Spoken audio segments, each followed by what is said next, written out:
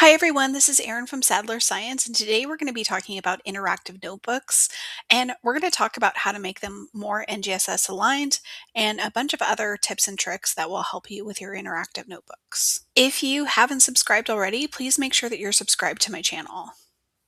So here's what we're going to talk about today. We're going to talk a little bit about what interactive notebooks are and the traditional setup for an interactive notebook. Then I'm going to tell you a little bit about the materials that I prefer and the setup that I like. Then I'm going to give you a few of my tips and tricks and finally discuss what makes them more NGSS friendly. So this is a resource I think I created in like 2018, not to age myself, but this is really a traditional model for an interactive notebook. And in the traditional model, the right side of the notebook was reserved for teacher input or any other type of input like a video or something like that, where students received information. Then on the left side of the notebook, they would do some sort of interaction with that material that they were presented with. The problems with the traditional notebooks are that they overemphasize teacher input.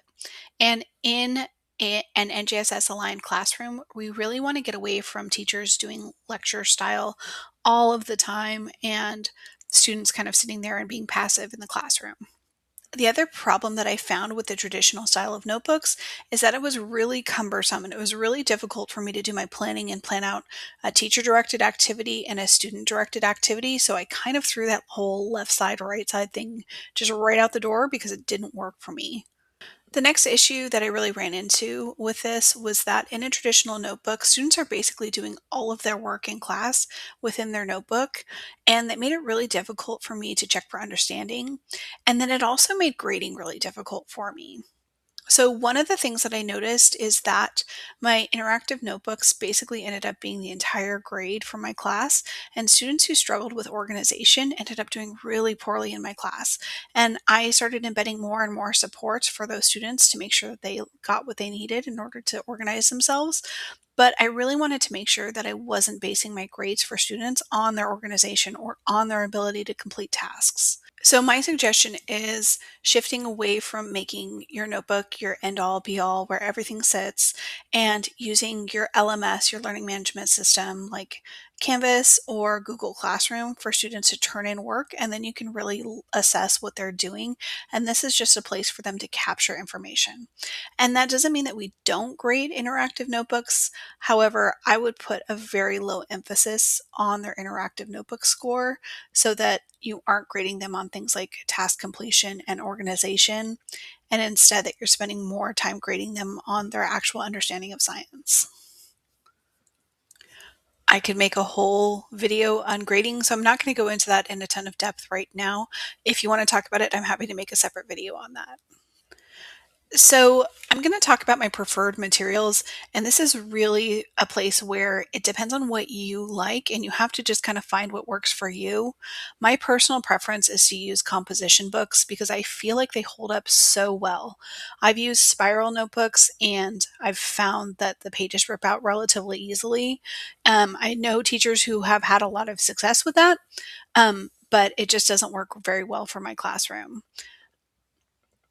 The other issue with the nicer like spiral notebooks that are really thick and all of that is that there's an additional cost to that, where I can usually get composition books relatively cheaply so that I can provide them for my students. Next, I am personally a glue person. I've tried tape, I've tried glue sticks, and I've tried glue, and I am going to stick with glue because that just works best for me. Um, The thing with glue is that you can end up in a situation where students are using just a ton of glue and gluing their pages together because they're putting so much glue. So you actually have to provide some explicit instruction on how to glue pages into their notebook, which can feel a little silly if you're in a middle school or high school classroom, but students absolutely need it. The problem with that I ran into with tape and glue sticks is that it just cost too much, and I was constantly replacing materials and it just was too much. That being said, I keep a sample notebook for myself that I basically have for students to borrow so that they can work on their own notebook or that I project for them under the document camera. And for that, I do use tape because I just find it holds up better as students are taking it back to their desk. But that's me managing a small amount of tape versus an entire classroom. Okay, next. Again, this is a personal preference thing, but I like to do a table of contents. I use letters for my table of contents at the beginning, and I think I usually do A through F for the table of contents to make sure that there's enough spaces. I almost never use all of those pages, but I just like having them available. For my table of contents, I just have students write it directly into their notebooks. I use page number, description, and date. I used to use this section for their score, and I would have them grade everything out of 5. But I really like having the date because students can look back at it and they can check it with their learning management system, so or whatever they use for attendance, and check and see if they were absent that day, so that they can understand why they're missing something. Whenever possible, I try to have students write directly into their notebook. This saves me so much time because you see those interactive notebooks that are gorgeous and they have all these foldables and they're on different kinds of colors of paper and all of that kind of stuff. But that just really doesn't work for me. That's a ton of photocopying, that's a ton of extra work, and I just don't want to deal with that if I don't have to. That being said, I do keep a sample notebook as a teacher, like I said before. And if I have a student who needs like copies of notes, then I just copy the entire page for them. So if we're doing vocabulary and they have an IEP or need the accommodation that they need notes, then I would just make a photocopy and give that to that student.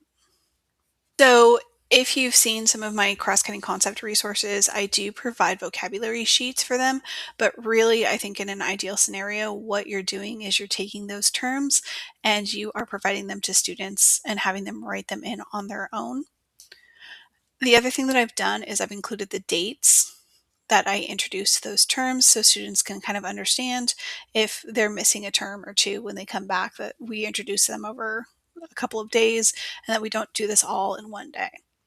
I made a separate video on vocabulary and how to break this up, so I'll make sure that I put a link to that below. Again, this is something that I could have created graphic organizers for, or like just a sheet of paper to help students organize themselves. But instead, what I have students do is at the beginning of class, right after they've done their bell ringer, is I just have them write down the frame that we're using for the day. So this would have been one day, and this would have been the next day, and I just leave that for students. The other thing that I'll do is I will have a slide deck that has all of these images in it, and I'll post that in my learning management system like Google Classroom or Canvas so that students can go in and see what each page should look like. And I just have a running slide deck going. So let's go ahead and talk tips and tricks, and I'm going to talk about some of the common problems that you have with interactive notebooks and some of the solutions that I've come up with. So, my first tip is that I do like students to write directly in their notebook, but as you're getting started with the notebook, I think it makes sense to provide them with printouts just to get started so that you're not spending so much time writing things down when you're teaching them other procedures.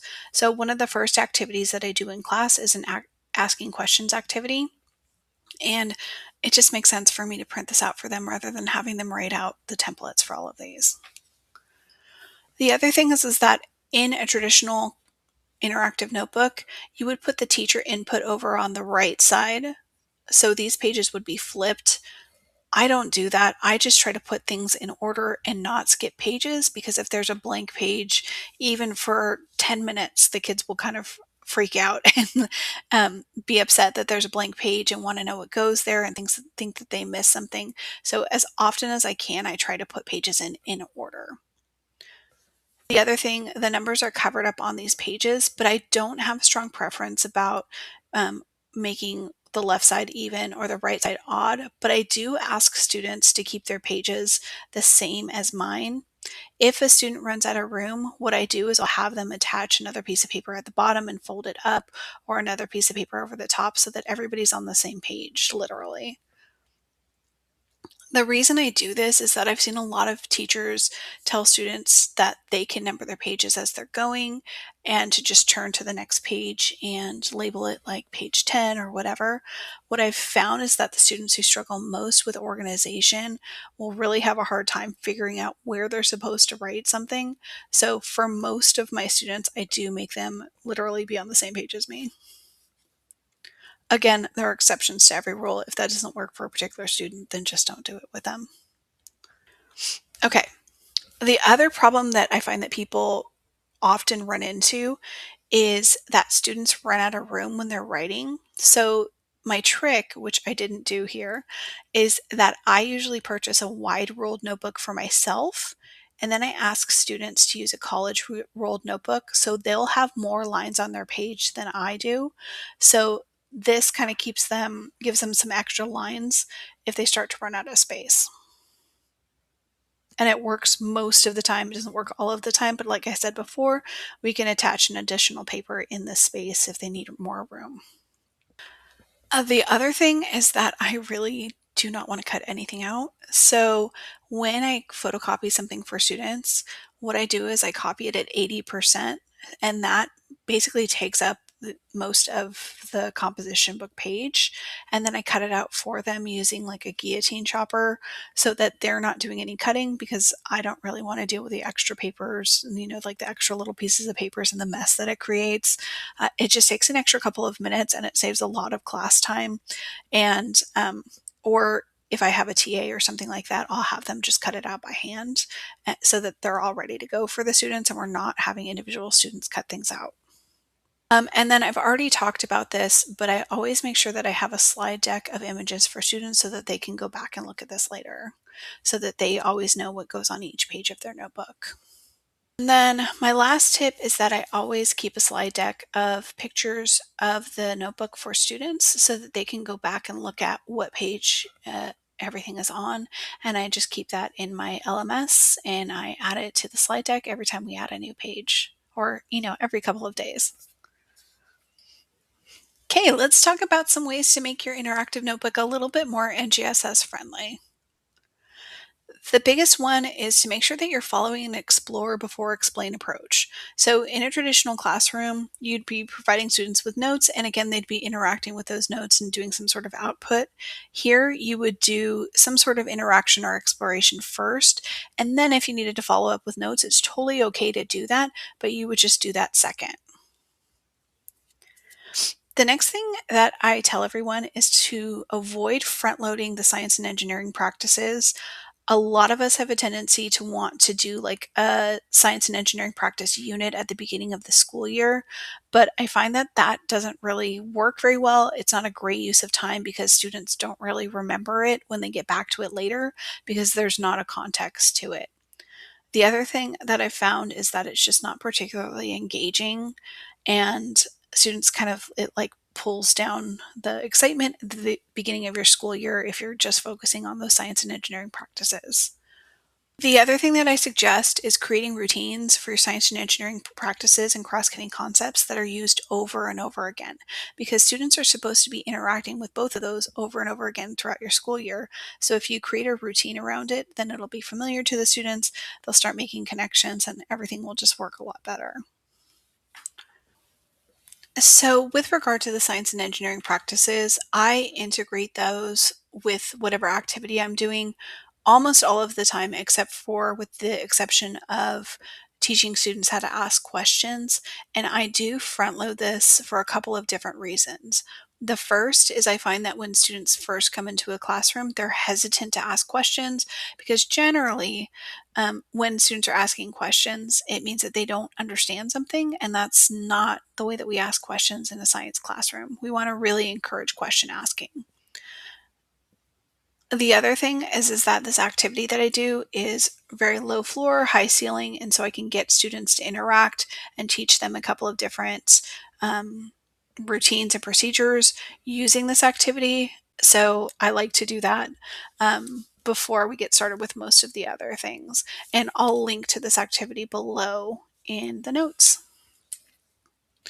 So here's an example of a routine that I use for the cross-cutting concepts. So I have created graphic organizers for each of the cross-cutting concepts that we use over and over again in the class. So every time that we look at patterns, students can use a graphic organizer like this so that they're making those connections to the cross-cutting concepts. There's also a reference sheet for each of those cross-cutting concepts, and like I said, this isn't something that I would have students write down. I would just have them use this as a reference sheet, and then as I went back and we were looking at patterns again, I would go and say, "Hey guys, let's go ahead and go to page 26 of your notebook," or whatever, and revisit that before we had them fill out the graphic organizer. And I have similar things for the science and engineering practices that can be used over and over again so that students really get into that routine and they're not asking you how to do things over and over again, and you can really get to higher level thinking. Okay, so that was just a general overview of using interactive notebooks and making them more NGSS aligned. I would love to hear your questions, so make sure that you drop them in the comments below.